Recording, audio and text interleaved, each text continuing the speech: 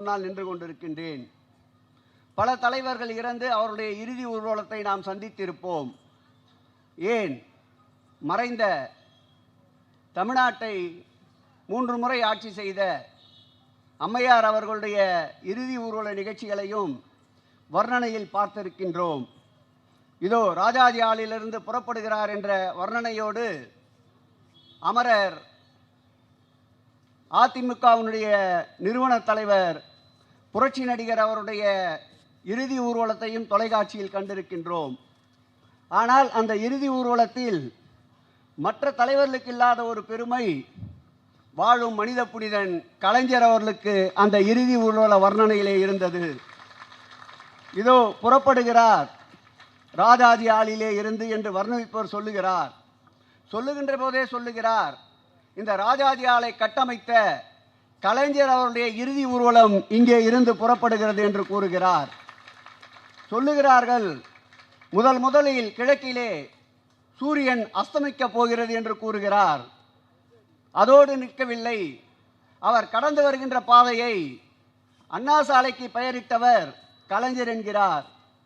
அவர் வருகின்ற பாதையிலே இருக்கின்ற கலைவாணர் அரங்கை உருவாக்கியவர் கலைஞர் என்கிறார்.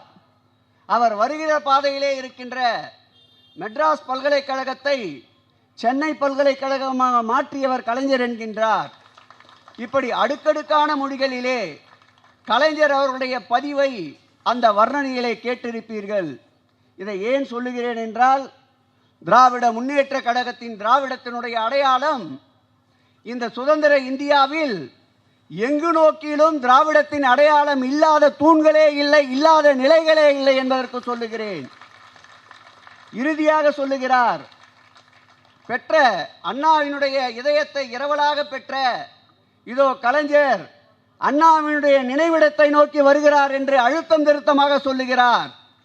பல நூறு பல லட்சம் கோடிக்கணக்கான உடன்பிறப்புகள் தொலைக்காட்சியிலே கண்ணீர் சிந்துகிறார்கள். கோடான கோடி மக்கள் அந்த இறுதி ஊர்வலத்திலே எழுந்து வா தலைவா, எழுந்து வா தலைவா என்று உரத்த குரலோடு பயணிக்கின்றார்கள். இப்படிப்பட்ட ஒரு வரலாறு இறந்த பின்பும் கிடைத்த ஒரு தலைவன் உண்டு என்றால் அது முத்தமிழறிஞர் கலைஞர் ஒருவராகத்தான் இருக்க முடியும். ஒரே ஒரு நினைவினை உங்களோடு பகிர்ந்து கொண்டு விடைபெறுகிறேன். 1947ஆம் ஆண்டு சுதந்திரம் அடைந்தவுடன் அந்த சுதந்திர தாகத்தை கொண்டாடுகின்ற வேளையிலே அண்ணல் காந்தியடிகள் கவலையோடு இருக்கின்றார். அப்பொழுது நேரு அவர்கள் கேட்கிறார், பண்டித ஜவஹர்லால் நேரு அவர்கள், என்ன கவலை தெரிந்த முகத்தோடு இருக்கிறீர்கள் என்று. அவர் சொல்லுகிறார், இன்னும் 14 நாட்களுக்குத்தான் உணவு நம்மிடையே இருக்கின்றது. அப்பொழுது இரும்பு வேண்டுமென்றாலும் வெளிநாடுகளை கையேந்த வேண்டிய நிலை, நாம் சமையல் செய்கின்ற பாத்திரம் வேண்டுமென்றாலும் ஜெர்மனியை தேடுகின்ற நிலை, கண்ணாடி வேண்டுமென்றாலும் கூட அண்டை நாடுகளை தேடுகின்ற நிலை. இந்த கவலையோடு நான் இருக்கிறேன். 14 நாட்களுக்கு பிறகு இந்த மக்களுக்கு வேண்டிய உணவு களஞ்சியம் காலியாகிவிடும். இந்த மக்களுக்கு நாம் எப்படி உணவை வழங்கப் போகிறோம் என்று கவலை என்று கூறுகிறார். அப்பொழுது நேருபிரான் சொல்லுகிறார், அண்டை மாநிலங்கள் நம்மோடு நட்புணர்வோடு இருக்கும், கவலைப்படாதீர்கள் என்று சொல்லுகிறார். இதை ஏன் பின்னோக்கி செல்லுகிறேன் என்றால், 1947ஆம் ஆண்டு அண்டை மாநிலங்களை நோக்கி கையேந்தி நின்ற இந்திய துணைக்கண்டம் இன்றைக்கு ஒட்டுமொத்த இந்திய துணைக்கண்டத்தையும் வாழ்விக்கின்ற நாடாக தமிழ்நாடு இருக்கிறது என்றால் அதற்கு கலைஞர் அவர்களும் முத்துவேல் கருணாநிதி ஸ்டாலின் அவர்களும் என்பதை இந்த நேரத்தில் கூறிக்கொண்டு, வீழ்ந்து விடுவேன் என்று நினைத்தாயோ பல வேடிக்கை மனிதர்களிடையே என்ற கூற்றோடு நிச்சயம் வீழமாட்டோம். இந்த இயக்கமும் வீழாது. எந்நாளும் துணிந்து நிற்போம். எந்த தியாகத்திற்கும் நாம் நம்மை அடிமைப்படுத்திக் கொள்ளுவோம். நாம் செய்கின்ற ஒவ்வொரு செயலும் இந்த இயக்கத்திற்கு வலிவையும் பொலிவையும் சேர்க்கின்ற வகையில் நம்முடைய செயல் அமையும். எனக்கு முன்னால் பேசிய மேயர் கொடியேற்றியதை நினைவுபடுத்தினார்.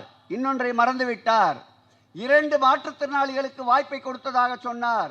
அதிலும் ஒரு சிக்கனம், 2 மாற்றுத்திறனாளிகளுக்கு அல்ல, ஒட்டுமொத்த தமிழகத்திலேயும் ஒரே ஒரு கையெழுத்தில் 12,000க்கும் மேற்பட்ட மாற்றுத்திறனாளிகளுக்கு உள்ளாட்சி பிரதிநிதித்துவம் தந்தவர் மாண்புமிகு திராவிட மாடல் ஆட்சியுடைய நாயகன் நம் உயிரினும் மேலான அன்பு தலைவர் தளபதி அவர்கள். இன்னொன்றையும் சொன்னார். யார் என்று தெரியாது. 2022 பிப்ரவரிக்கு முன்பு திராவிட பாரம்பரியத்திலே வந்தவர் என்பதால் இங்கே மாநகராட்சி மாமன்ற உறுப்பினர். நாட்டிற்கு யார் என்று தெரியாது. மேயர், அதுவும் அவர் பெண்ணாக ஏற்றினார் என்றார். நான் உடன் இன்னொன்றையும் புனைகிறேன்.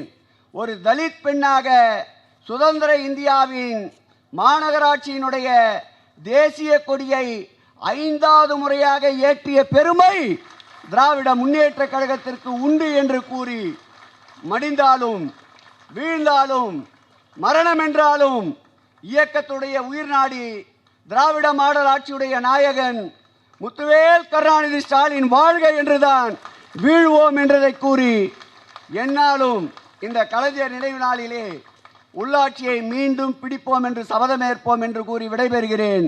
நன்றி, வணக்கம்.